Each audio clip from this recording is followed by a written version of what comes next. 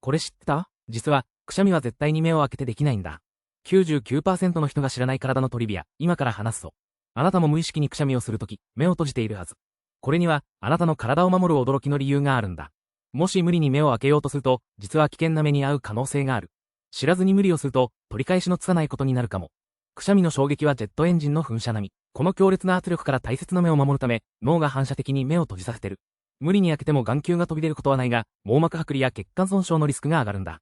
人間の体って本当に奥深い。こんな、知ってるだけでする、雑学、もっと知りたくないか？他にもヤバすぎる体の秘密をプロフで大公開中。今すぐチェックしろ。